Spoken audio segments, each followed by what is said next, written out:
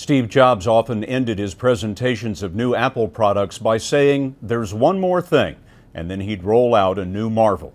So here's Anthony Mason with one more thing about Steve Jobs. It's hard to imagine such an open display of grief for any other American CEO. Steve Jobs was a populist corporate hero.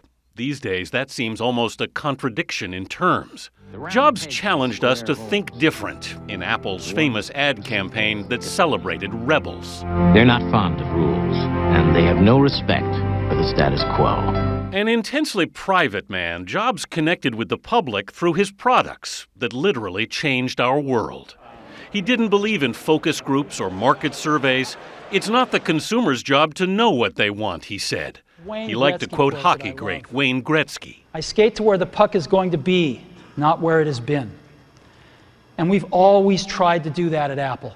In 1984, with the Macintosh, Jobs pioneered the personal computer. And then I got fired.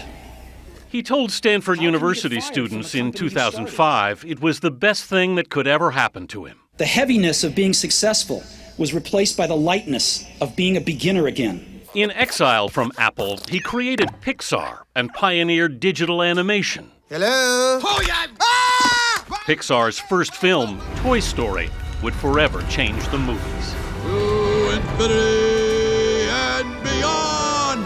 The bow ties gave way to black turtlenecks. Jobs' return to Apple in 1997 would usher in one of the greatest second acts in American business. The iPod would alter the entire entertainment industry. But Jobs kept innovating, making Apple's products sleeker. And you can get a feel for how thin it is. And smarter. And we are calling it iPhone.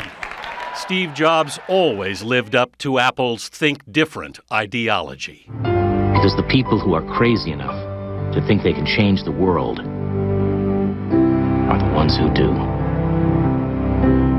At a moment when America needs corporate heroes, we just lost the greatest one of our time. Anthony Mason, CBS News, New York.